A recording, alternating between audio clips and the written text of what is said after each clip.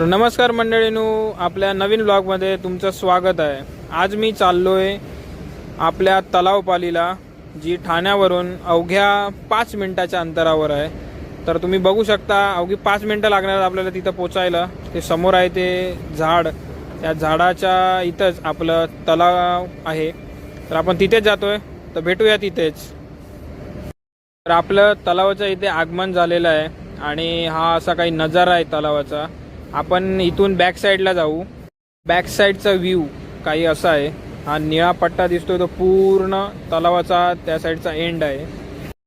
आपण मागच्या दिशेने निघालेलो आता आणि तुम्ही बघू शकता आपल्या समोर की एकदम मस्त हिरवीगार झाडं आहेत, थंड वातावरण आहे, गरमी तर अजिबात लागत नाही आहे इथे।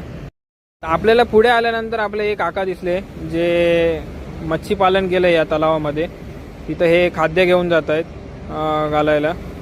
तर मेन गोष्ट ही आहे की एकटेच आहेत ते आणि कोण नाही आहे सोबत। काकांना बाय बाय करून मी पोचलो जिथे बोटिंग केली जाते, जिथं गेट आहे बोटिंग करायचा, तिथं पोचलो।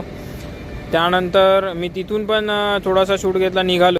पुढे आलो तर मला हा छोटा मुलगा दिसला जी स्वतःची कामं हा स्वतःच करत होता, म्हणजे परिस्थितीवरती सर्व अवलंबून आहे, बघू शकता तुम्ही। तिथून निघून मी पुढे आलो। पुढे आल्यानंतर हे बदक मला दिसलं जे एकच तरंगत होतं आणि बाकीचे सर्व साईडला हे असे भांडण करत होते। ती एकटी बोलली मी बाबा लांब राहतो यांच्यापासून, हे काय धड नाही। त्याच्यामुळे ह्यांची जोरदार चालू होती। आणि त्यानंतर हे बघा परत पण तसंच काका जसं जसं खाणं घालायला लागले तसं यांचे वाद चालू जायला लागले। हे बघा काका, तर मग तिथून पण मी निघायला घेतलं। तिथून पुढे आलो तर असं काही वाद्यांचं चित्रीकरण केलेलं होतं। मग तिथून पुढे निघालो तर आपले छत्रपती शिवाजी महाराजांचं स्मारक होतं आणि हा आपला इव्हिनिंगचा शूट जो एकदम मस्त आणि लखलखीत आहे, जो कलरफुल।